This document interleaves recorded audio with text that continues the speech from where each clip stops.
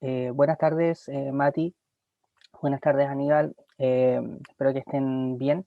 Bienvenido a este encuentro virtual de taller, prueba de transición universitaria e historia. Bueno, para ir recordando algunas cositas. En la clase pasado, el encuentro pasado, nosotros alcanzamos a trabajar sobre qué fue lo que se dio en el proceso de gobierno militar o dictadura militar, ¿cierto? Alcanzamos a ver algunos de los principales hechos, de las obras, entre comillas, más importantes en este periodo, y particularmente alcanzamos a quedar o quedamos en un video que hablaba sobre la Constitución de 1980. Ya también mencionamos, por ejemplo, algunas de las consecuencias del periodo, como las violaciones a los derechos humanos. También recordarán que vimos un video sobre eso, aparte de ir comentando y trabajando. Y hoy día, por un lado, vamos a ir cerrando el tema de gobierno de dictadura militar, y vamos a alcanzar también a mencionar algunos de los aspectos más importantes en relación al llamado retorno de la democracia. Así que para comenzar, em, algo que me interesa que también podamos ver, un poquito extenso, pero no es nada difícil de comprender. Nosotros mencionamos que uno de los grandes cambios que se realizó en este periodo de dictadura militar fue el modelo económico, ¿cierto? ¿Recuerdan ustedes que les mencioné eso? Y particularmente se menciona y se habla constantemente en este contexto de los Chicago Boys. Em, Vamos a ver ahora, son 9 minutos aproximadamente, es un extracto de un documental que se llama La Doctrina del Shock. No sé si alguna vez lo habrán visto o lo han escuchado, ¿ya? Donde se explica justamente cómo es que se aplicó, cómo es que funcionó este sistema, ¿ya? Y esto es importante porque, como hablábamos en el encuentro pasado, este sistema marca el sistema que tenemos en la actualidad, ¿ya? O sea, si no se hubiese implementado todas estas medidas, nuestro sistema económico y social posiblemente sería muy distinto, muy diferente. Así que vamos a comenzar con esto. Les pido, como les mencionaba, atención. Son 9 minutos 35, pero es información muy interesante de rescatar y analizar. Así que vamos a verlo.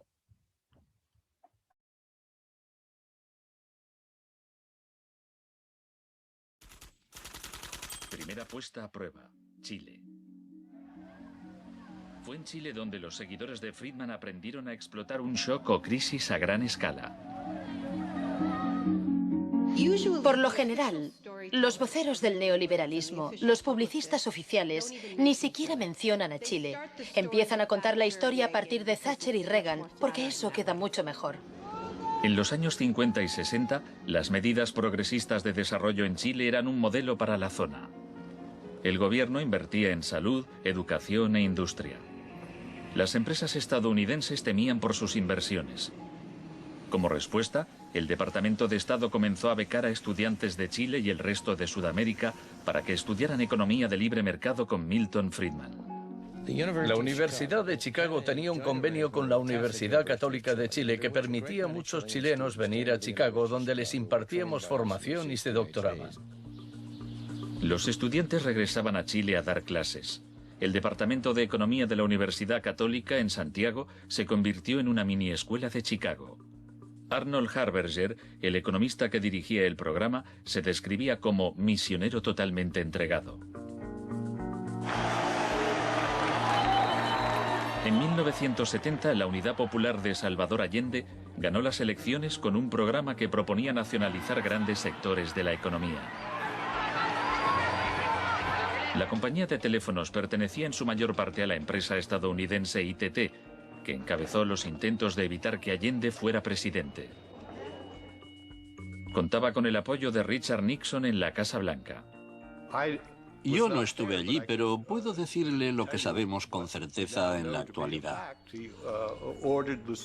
Él encargó a la CIA que impidiera que Allende asumiese la presidencia e intentaron convencerme de que instigara al ejército chileno cuando Allende resultó elegido. A pesar de las maniobras de la CIA, Allende juró el cargo de presidente.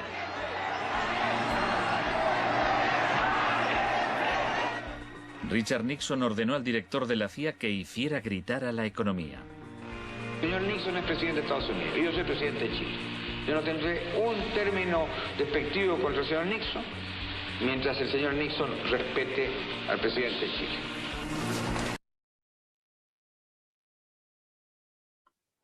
Entre paréntesis, no sé si escucharon durante esta semana que pasó, que, bueno, salió en varias redes sociales, puede ser que haya salido en la noticia, yo la verdad lo vi en redes sociales, pero respecto a esto que se mencionaba del apoyo de Nixon, en este caso para evitar que Allende llegue al poder, ¿se acuerdan que nosotros hablamos en el encuentro anterior que era evidente, y en realidad habían varias pruebas ya de que Estados Unidos había intervenido claramente para apoyar este famoso golpe de Estado?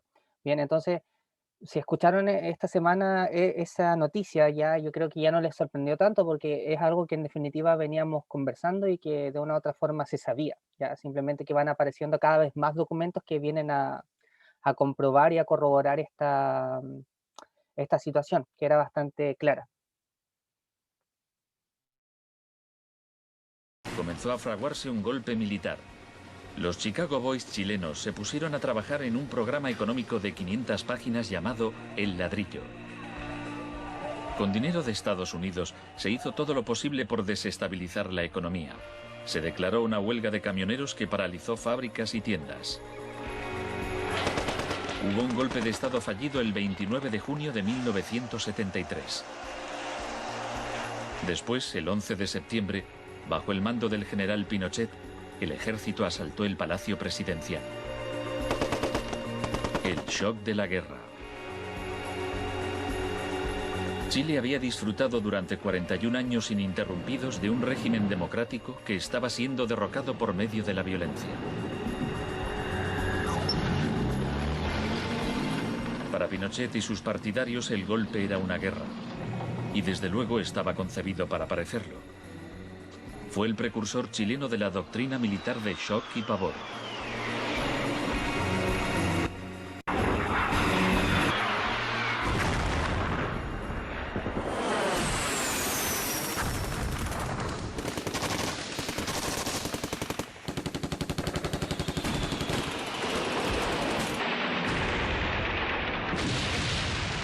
Solo bajo la inspiración patriótica de sacar al país del caos que en forma aguda lo estaba precipitando el gobierno marxista de Salvador Allende.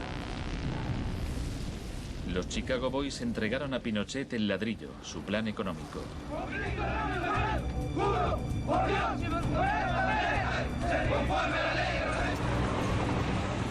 Los días siguientes, más de 13.000 opositores fueron detenidos y encarcelados.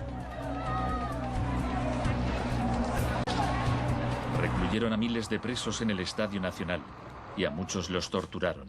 El mundo fijó su mirada en Chile. ¿Cuántas personas?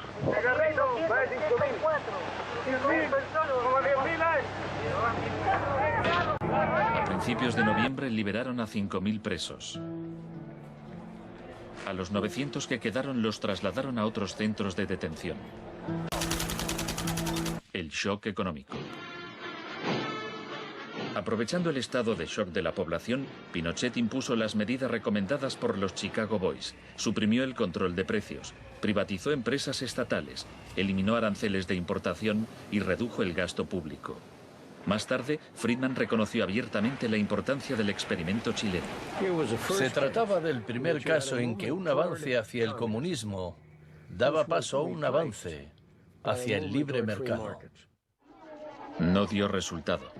Al cabo de un año había una inflación del 375% anual, la más alta del mundo. Así que en marzo de 1975, Arnold Harberger y Milton Friedman volaron a Santiago.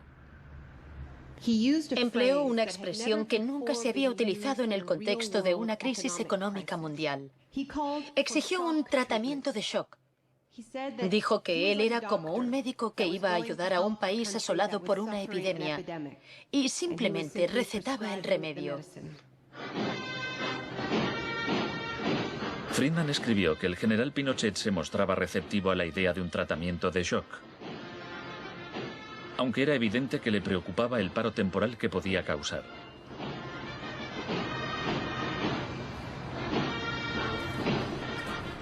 Pronto quedó claro que la política económica de Friedman favorecería a los ricos a costa de los pobres. Se calculaba que una familia que intentara subsistir con el salario mínimo tendría que gastar el 74% de sus ingresos en pan. Viajar en autobús o beber leche se había convertido en un lujo. Pinochet acabó con la distribución gratuita de leche en las escuelas, disposición similar a la polémica medida que había tomado la joven ministra de Educación británica que más tarde sería su amiga. ¿Me siento aquí? Gracias. Muchas gracias. Para poder imponer estas políticas económicas, había que sembrar el miedo hacia un enemigo. Tampoco creo yo que se haya triunfado totalmente sobre el marxismo. El marxismo es como un fantasma. Cuesta mucho tomarlo. Mejor dicho, no se puede tomar.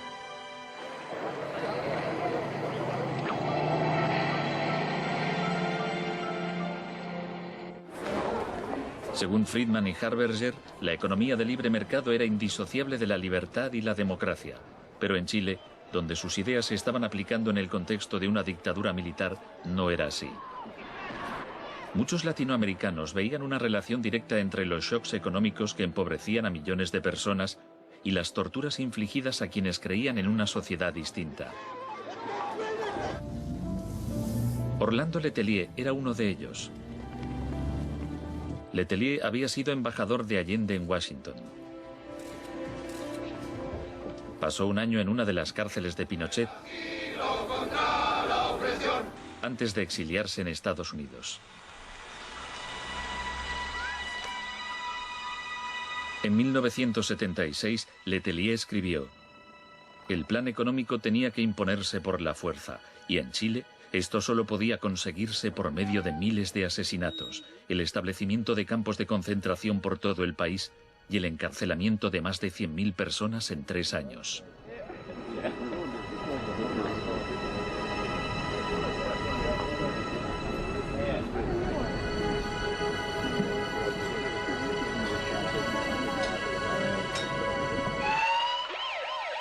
Antes de que pasara un mes, Letelier murió en un atentado con coche bomba.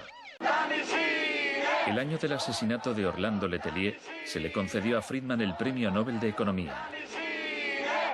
Saben, tienen una idea totalmente deformada de lo que pasó. Les explicaré un par de cosas. En primer lugar, universidades chilenas me ofrecieron 2 títulos honoríficos antes de que yo viajara allí. Rehusé aceptarlos porque dichas universidades se financiaban en parte con fondos públicos y yo no quería dar en ningún caso la impresión de que apoyaba el régimen político de Chile. No soy representante de Chile, no soy asesor de Chile, ni tengo responsabilidades para con el gobierno de Chile.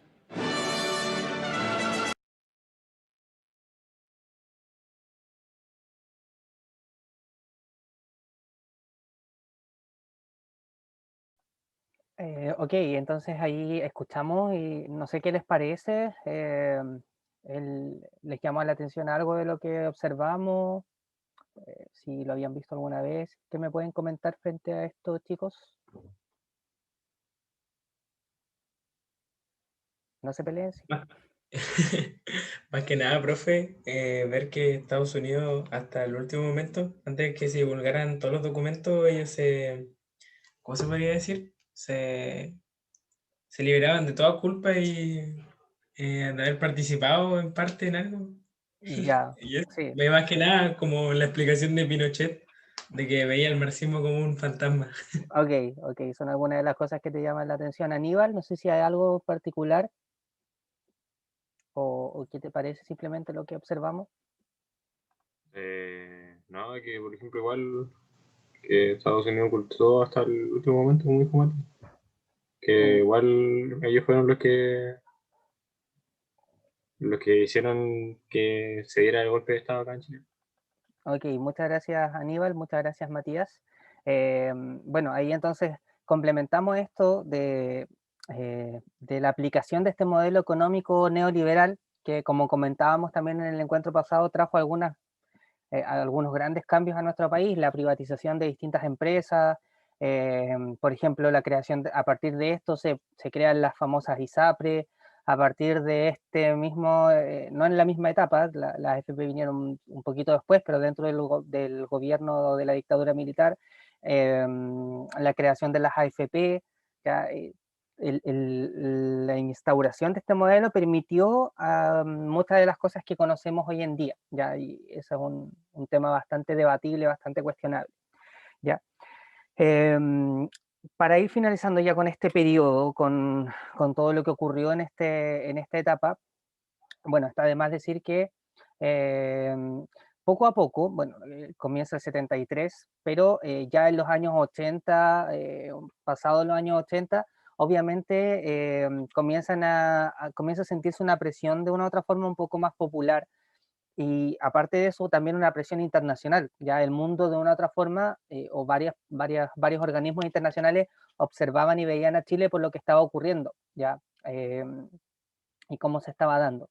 Entonces, a partir de ello es que medidas que se habían tomado al principio, ¿se acuerdan que, por ejemplo, ya no permitir partidos políticos, después eso se va de una u otra forma permitiendo, ya no de forma totalmente normal, pero sí se van dando ciertos avances que entienden el funcionamiento de estos partidos. Otra de las obras o de los hechos importantes, el retorno de los exiliados. Mucha gente cuando ocurrió este golpe de Estado, y en plena etapa de dictadura militar, se fue de Chile, los que tenían la posibilidad de hacerlo. Se fueron de Chile y regresaron una vez que obviamente comienza a darse por finalizado el periodo, hasta llegar finalmente a 1988, que es cuando se desarrolla un plebiscito donde se decidía si es que el gobierno militar o el régimen militar iba a continuar o no durante un periodo determinado de tiempo, ¿ya? Ese es el plebiscito de 1988, ¿ya? Bueno, entre paréntesis, la Constitución del 80 había indicado que en el 88 se tenía que realizar esta alternativa para decidir qué es lo que iba a pasar con el régimen militar, ¿ya? Entonces, a partir de eso es que se hace esta famosa campaña del sí y el no, que yo creo que también la han escuchado y seguramente la trabajamos en algún instante o la mencionamos.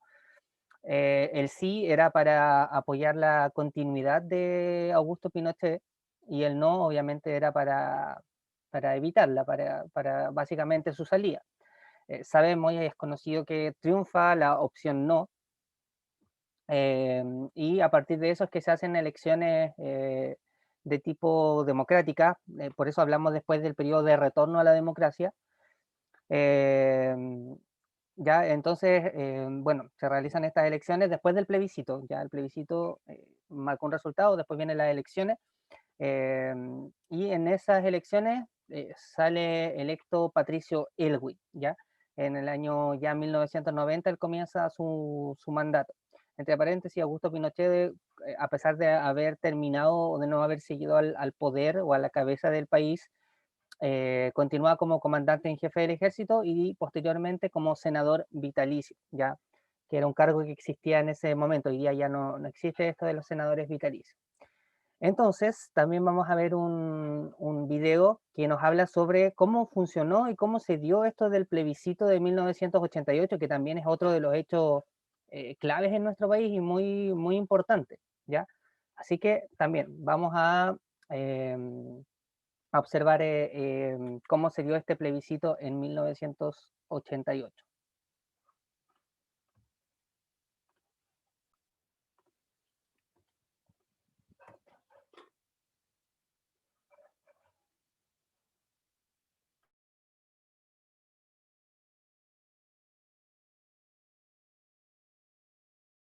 En sus largas manos árboles cuelgan candados. Cooperativa, la radio que une. El diario de Cooperativa inicia una edición extraordinaria, ininterrumpida. Las 6 de la mañana, 3 minutos en Chile. Principales informaciones. Un día que quedaría marcado en la historia de Chile. Era el 5 de octubre de 1988, la fecha del plebiscito convocado para determinar si Augusto Pinochet continuaba en el poder, o por el contrario, se sentenciaba en forma democrática el fin de la dictadura.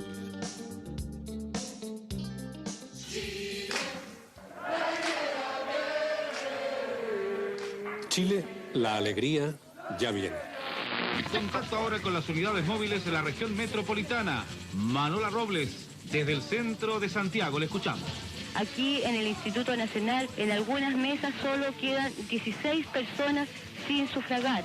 Nunca, creo yo, un pueblo, ciertamente nunca más en Chile, hemos podido comparar ese grado de movilización colectiva para un fin, que era recuperar la democracia, no seguir en dictadura. El 98% de las personas mayores de 18 años y habilitadas para votar en el plebiscito se había inscrito en los registros electorales. Y ese día la participación sería histórica.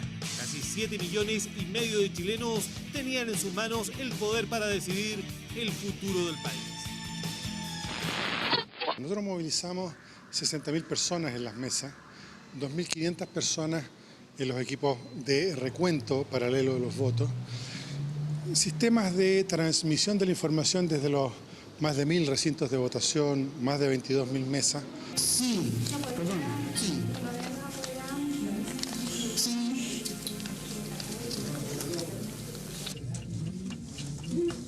Voto no.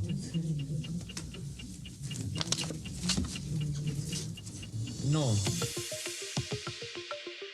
Para evitar un posible fraude, el comando del no había diseñado un completo sistema de cómputos que funcionaba en forma paralela al oficial, que dependía del Ministerio del Interior. Un 57.36% para el sí, un 40.54% para el no. Primer cómputo oficial que encendió las alarmas en el comando del no. Se tomó entonces la determinación de salir a entregar públicamente el resultado parcial, que era muy diferente. Si había una eventual interrupción por fraude, que se supiera de inmediato, ese era nuestro razonamiento. Por suerte todo funcionó bien, aunque sabemos que hubo unas 4 o 5 horas en donde el dictador Pinochet intentó desconocer el resultado del plebiscito. A esa hora había completo hermetismo en la moneda. Hace algunos instantes, el comandante en jefe de las FARC, general Fernando Matei, reconoció el triunfo del no. Parece que realmente se ganó el no. Yo tengo, al menos para mí, yo lo tengo bastante claro. Estamos aquí para derrotar al miedo. Pero 15 minutos en 15 años no es mucho. Y vamos a esa alegría que viene. Chile, la alegría ya viene. Porque diga lo que diga, yo soy libre de pensar. Porque siento que es la hora. Precisamente para vencer el miedo, la franja televisiva jugaría un rol fundamental. Hicimos una campaña que yo diría que lo más importante de todo destacar es este espíritu colectivo, este espíritu positivo. Lo que tratamos ahí fue de alguna manera comunicar optimismo, de alguna manera borrar los miedos que evidentemente habían y de ser muy transversales. Porque nace el arco iris después de la tempestad. Llegar a la forma y al contenido del mensaje que finalmente se entregó la franja del no fue tarea fácil. El equipo creativo tuvo que trabajar y mucho para convencer a los políticos. Fue como un destape, o sea, fue como para la gente ver que era posible enfrentarse al dictador y reírse de él incluso. Y reencontrarse y mirar el futuro con esperanza.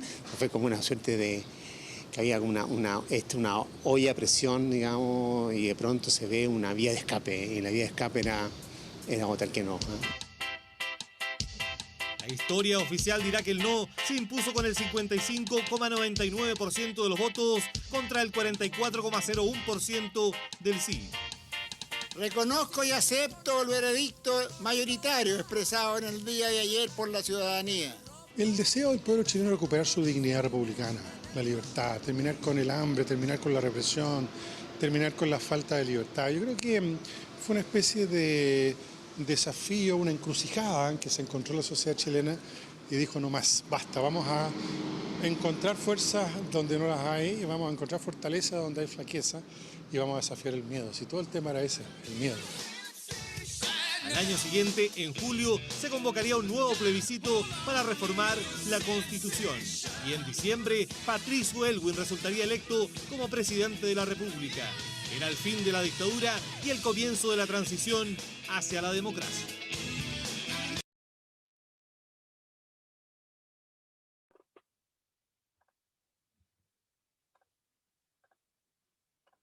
Volvemos acá entonces.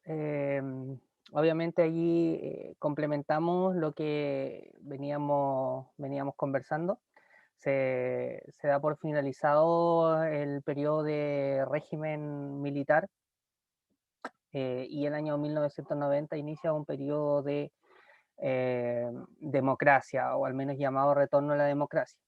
Les pregunto a ustedes, ¿se acuerdan? A ver, anotemos quiénes han sido los presidentes de la época, desde el 90 hasta la fecha. Desde el 90. Ya, por ejemplo, en 19... Ya, ahí tenemos el primero, Patricio Aylwin. Eduardo Frei. Ya, a ver, pero antes de Eduardo Frei, que efectivamente es correcto, Aylwin, ¿saben, no recuerdan desde qué año hasta qué año? Obviamente desde el 90 hasta qué año. 94. Muy bien, 1994. Después tenemos efectivamente a Eduardo Frei Ruiz Tagle, ya, por si acaso, que es el hijo de Eduardo Frei Montalva. ¿Y Eduardo Frei desde qué año hasta qué año? Del 94 al 98. Ya, muy bien. 94 a... no es el 98 exactamente, desde el 94 sí, pero no hasta el 98. ¿Hasta el 2000 puede ser? Sí, correcto, 2000. Ahí hubo una modificación constitucional y en vez de estar 4 años, estuvo 6 años. Después... Ricardo Lagos. Sí, muy bien. Ricardo Lagos, que va desde el 2000 hasta... En 2006. Sí, muy bien. Después... Michelle Bachelet. Michelle Bachelet desde el 2006 hasta... 2010. Muy bien. Ahí también otra modificación constitucional y volvió a modificar el periodo presidencial. Ahora pasaba a 4. Después... Sebastián Piñera. Ya, Sebastián Piñera. Desde el 2010 hasta... 2014. 2014, súper. Después... Oye, lo anoté. Michelle Bachelet de nuevo. Michelle Bachelet de nuevo. Que va desde el 2014 hasta... 2018. Bien. Y después tenemos... Piñera. Sebastián Piñera. Desde el 2018 hasta... ¿Saben hasta cuándo va a estar el presidente? 2022. Sí, 2022. Ya, entonces, desde el 90 a la fecha, esos son todos los presidentes que hemos tenido, ya. A ver, algunas cosas que podríamos destacar, lo vamos a mencionar, o vamos a mencionar algunos rasgos generales, pero obviamente Patricio Aylwin y Eduardo Frei Ruiz Tagle, ellos pertenecen a la llamada democracia cristiana, ya, y obviamente, por lo menos en este periodo se asocia a la izquierda. Después tenemos a Ricardo Lagos, Michelle Bachelet, bueno, Lagos se asocia tanto al partido más bien radical, Michelle Bachelet al Partido Socialista, también de izquierda. Ya estos 4 primeros periodos presidenciales pertenecen a la llamada izquierda chilena. Y después tenemos, bueno, aquí mismo tenemos una alternancia en el poder, ¿cierto? Entre Michelle Bachelet, después Sebastián Piñera, después Michelle Bachelet, después Sebastián Piñera. No creo que esta próxima elección vuelva a postularse Michelle Bachelet. Pero aquí tenemos una alternancia entre izquierda y derecha. Ya Michelle Bachelet obviamente representando, por lo menos ideológicamente, a la izquierda, y Sebastián Piñera obviamente representando a lo que se entiende por la derecha en nuestro país. Bien, el caso del primer presidente de este periodo, que es Patricio Aylwin, a él siempre se le ha mencionado que su gobierno, a ver, tal vez no puede ser reconocido por acciones económicas relevantes, sino más bien se le llama como el gobierno de la transición, ¿ya? Como el gobierno de la reconciliación, incluso él mismo lo menciona en más de alguna vez. Obviamente sabemos que un país totalmente fragmentado y dividido a partir de lo que había ocurrido en el periodo anterior. Ya, y después de Eduardo Frei Ruiz-Tagle y Ricardo Lagos ya comienzan a realizar distintas acciones dentro de sus gobiernos que obviamente van a marcar el desarrollo de la época. Bien ahí entonces por recordar a todos estos presidentes, ahí de hecho ustedes lo pueden ver en pantalla. De izquierda a derecha tenemos a Ricardo Lagos, después Michelle Bachelet, después Sebastián Piñera, después Patricio Aylwin y Eduardo Frei. Esos son los presidentes entonces de nuestro país que, bueno, ahí 1990 a 2014, podríamos colocarle 1990 a 2022. ¿Ya? Estas 5 personas son las que han conducido a nuestro país, por lo menos desde un gobierno. ¿Qué podemos destacar en términos políticos? Obviamente que se restablece el orden democrático al permitir la elección de diferentes autoridades, ¿ya? Eso es lo primero, el retorno a la democracia, ¿ya?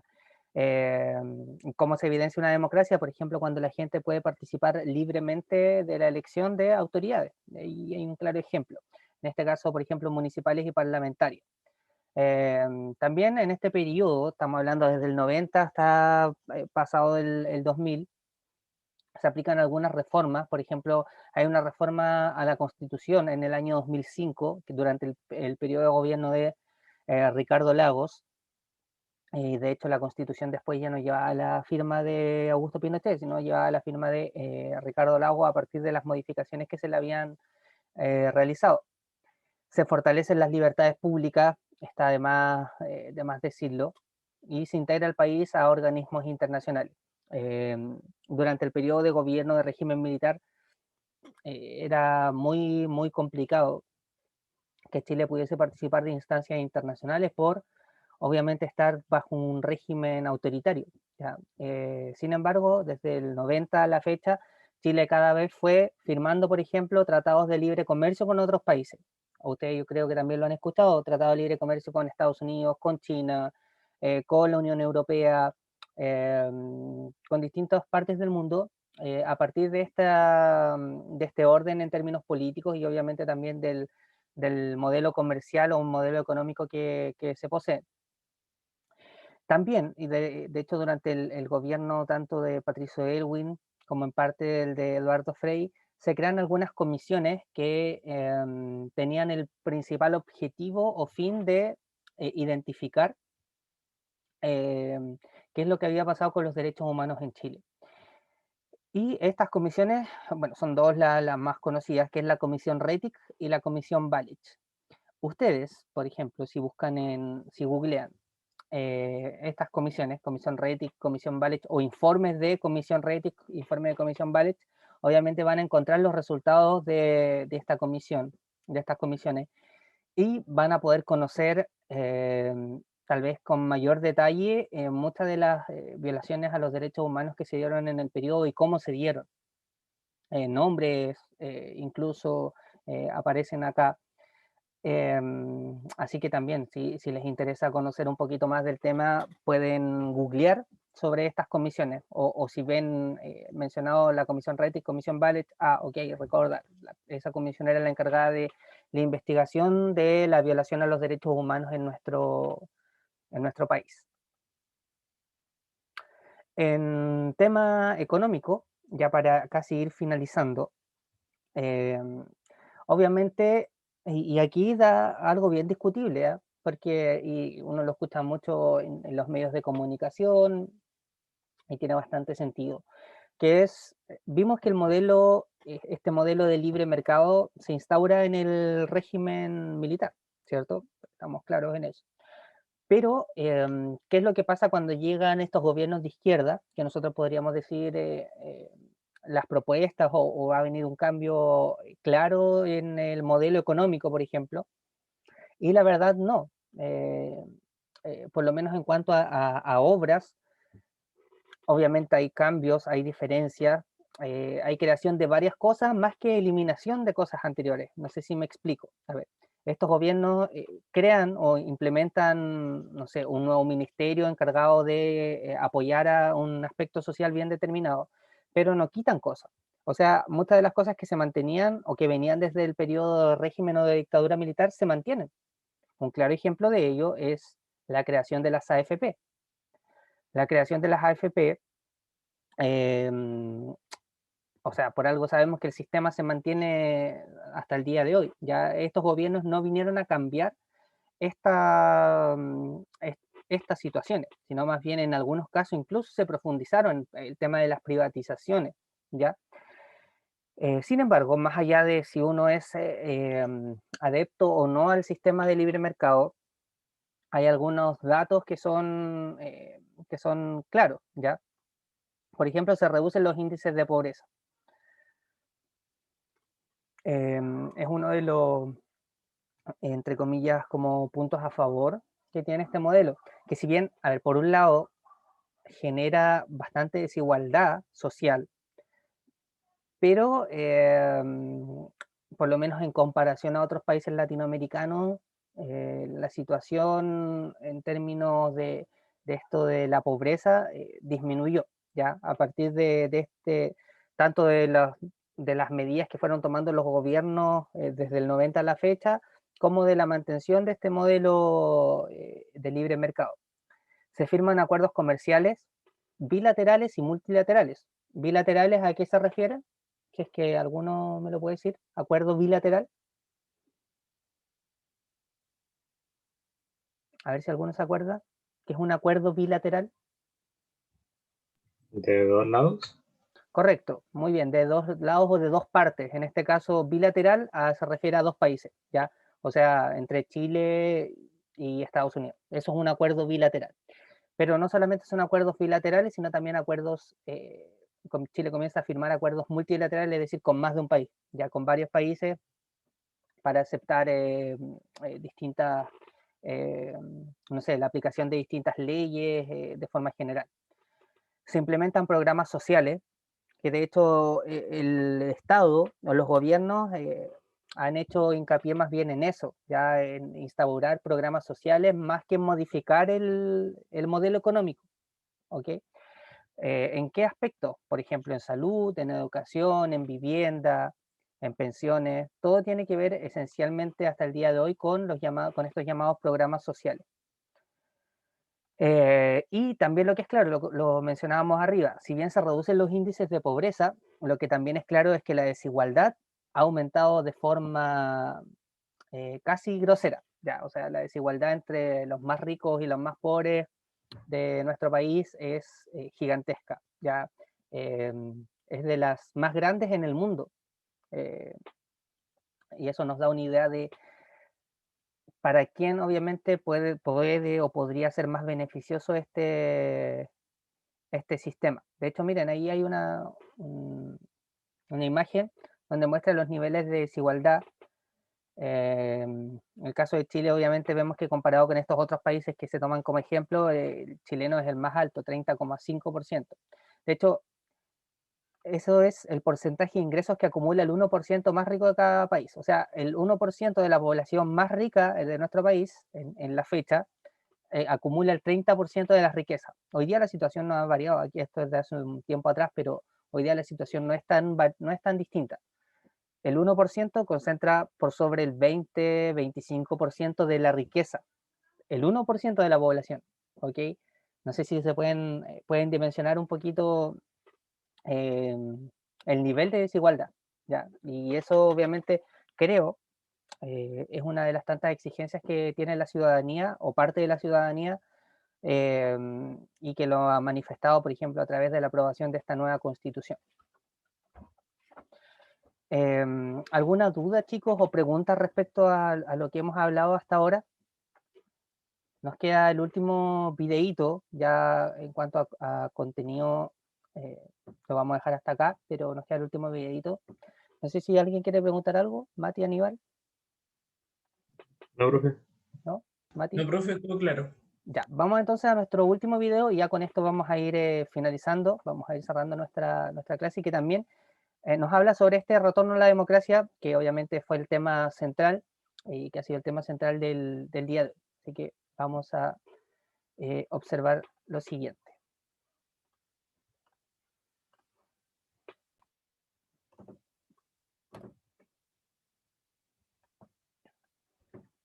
Esperemos un poco, creo que no buscó donde tenía que buscar, no copié bien el link.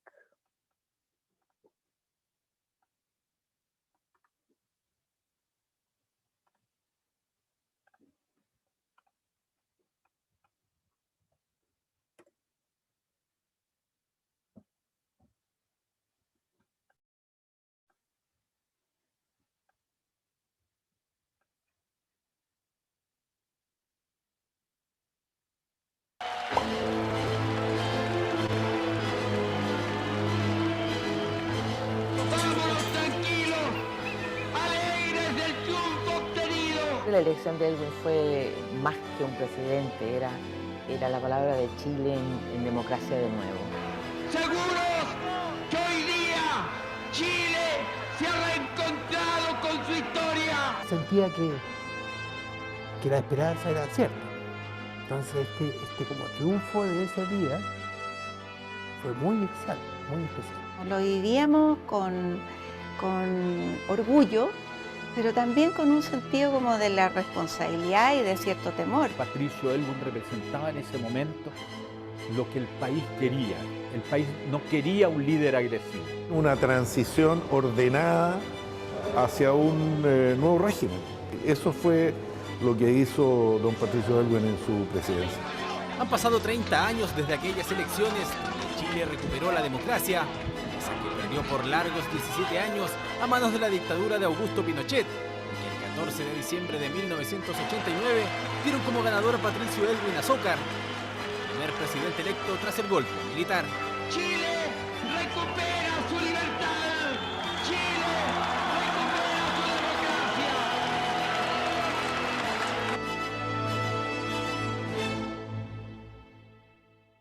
Compatriotas, comprenderán ustedes la emoción con que les hablo. Ser elegido por su pueblo, presidente de la República. La epopeya que empezó a fraguarse un año antes, cuando Chile dijo que no a Pinochet. Usó la candidatura de Hernán Vigi por la derecha, Patricio Elwin por la centroizquierda y Francisco Javier Errázuriz, independiente. Yo siento que este voto es muy importante porque es histórico, es mi futuro. Y pronto veremos la llegada de un nuevo gobierno con el que nos vamos a sentir más acompañados. La riqueza de un país está en su gente.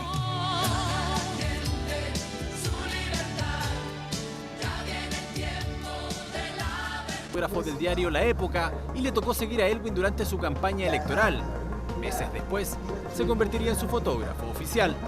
La gente se arriesgó tanto para este tipo, para apoyarlo, que muchas veces arriesgó todo. O sea, yo vi muchos choques de la gente en caravana, la gente estaba hecha como un rockstar. Así. Y eso era muy uno decía, parece que la cosa va bien. En radio, en televisión, en las calles, la votación de fines del 89 era tema de conversación prácticamente obligado a lo largo del país.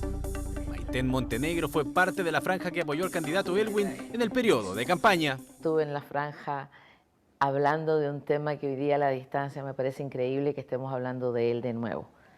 Hacía una mención a pensar en los ancianos y en la jubilación y en vivir con dignidad. Porque la democracia valora a sus antecesores, yo espero que el gobierno de Patricio Aylwin permita a nuestros ancianos vivir con dignidad. El sueño de todos, que todos queremos, un Chile más grande, sin odio y sin miedo. En ese momento era espectadora de esa edad, hoy día soy protagonista de esa edad. Y han pasado 30 años y me duele un poco pensar que todavía no logramos resolver todo lo que en un momento soñamos y esperamos resolver. Como vivir en una vivienda más digna o un trabajo o mejores sueldos. Esos son los problemas de verdad de los chilenos. Y lo que tenemos que hacer es que nuestra democracia nos permita seguir avanzando en resolver esos problemas. Mañana es un día de fiesta, porque comenzamos a construir la democracia que todos anhelamos. Y ojalá que lo hagamos bien. De esta manera se expresaban los contendores de Patricio Aylwin horas antes a la elección que marcaría el futuro de Chile. El candidato de la centroizquierda se mantenía sereno a la espera de la votación que lo alzaría como el ganador. ¿Cómo será el sueño? ¿Un real descanso o será un poco sobresaltado? No tengo ningún motivo para tener sobresalto, espero con mucha tranquilidad el resultado del día de mañana. Estas eran unas elecciones extremadamente complejas, porque el régimen militar había creado la idea de que nosotros éramos un conjunto de ineptos que no íbamos a poder gobernar. Era parte de los políticos fracasados, porque habían perdido la democracia de su país. Entonces, a él se presentaba segunda oportunidad y con su carácter de ya más viejo que en el tiempo del golpe, era sabio. Nosotros sabíamos que íbamos a ganar. Desde el momento que se consagró la unidad para la elección presidencial, no cabía duda que nosotros íbamos a ganar. Desde julio a diciembre de 1989, prácticamente todas las encuestas lo daban como ganador. Aylwin corría con ventaja frente a una derecha que se había dividido en dos candidaturas. Fueron unas elecciones tranquilas, unas elecciones en paz. Ninguno.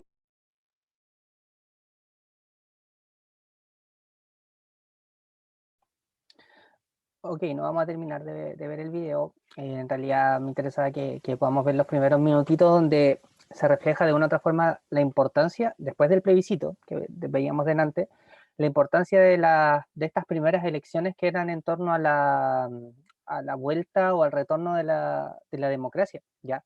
Entonces sabemos que en esta elección, como mencionamos, resultó electo el candidato de izquierda, Patricio Aylwin, y así se fueron dando entonces, como comentamos hace un rato, las características más importantes de este periodo. Bien chicos, eso es por el día de hoy. No sé si quieren preguntar algo, quieren comentar algo. ¿Está todo claro? Profe, respecto a los senadores designados y vitalicios, Pinochet cuando termina su régimen, él queda como senador ¿cuántos años?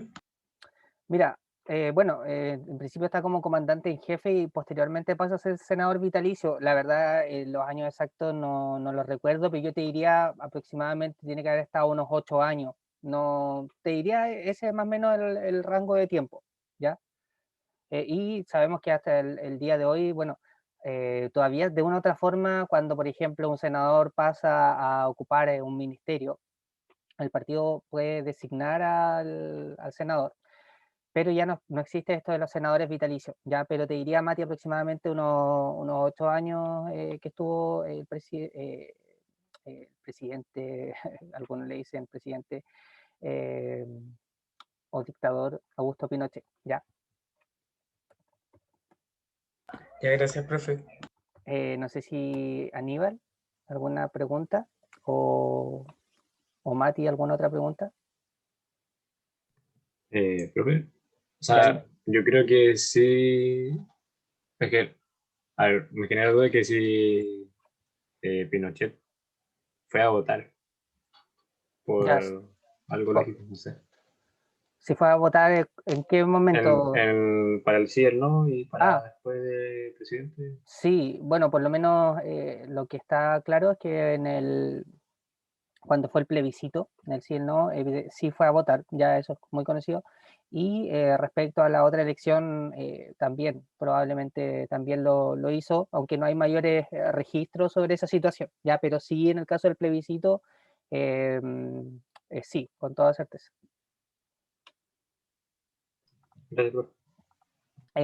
Mati, no, bueno, no me podía quedar con la duda.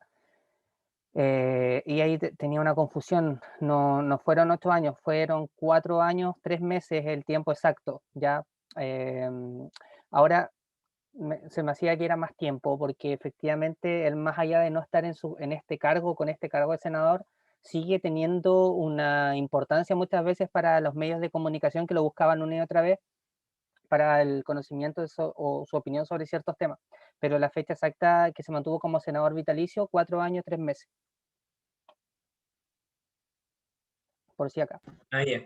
Gracias, profe. Bien, chicos, y lo último, miren, nos quedan 2 clases. La verdad, yo la próxima clase, no sé si ustedes quieren en particular ver algún tema que tal vez les interese, algún tema que necesiten tal vez mayor explicación, porque en cuanto a lo que es historia de Chile, por lo menos hemos terminado. Este era el último tema de este núcleo de historia de Chile, ¿ya? Entonces, si tienen o si se les ocurre algún tema que les gustaría ver, les doy tiempo hasta el miércoles o jueves para que me avisen, ¿ya? Le pueden, bueno, Aníbal tiene mi número, le pueden comentar, pueden conversar entre ustedes dos, le pueden decir a la Miss Lucía también, yo no tengo problema en que le digan a ellos o me digan a mí, para que ese sea el tema que veamos en la siguiente clase. ¿Ya? O no sé si tal vez tienen ahora mismo alguna idea de tema que les gustaría ver para el siguiente encuentro. ¿No? Por ahora yo creo que no tengo claro. ¿Ya? No sé, Mati. Tampoco. Todavía como que debería pensar y por aparte creo que tengo ensayo esta semana, así que Ya. ahí voy a escuchar más o menos por dónde estamos fallando más.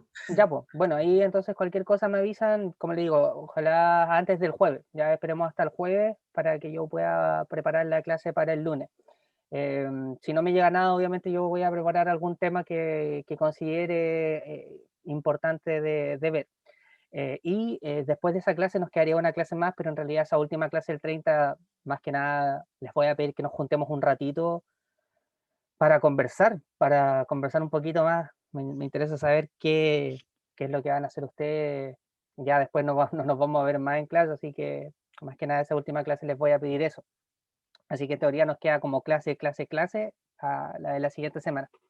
¿Ya? Así que eso, chiquillos, ahí estamos en contacto, que estén muy bien y ahí espero, ojalá que se les ocurra algún temita que les gustaría ver. Nos estamos viendo próximamente. Cuídense. Vale, Ya. profe. Muchas gracias, profe. Profe, Cuídese.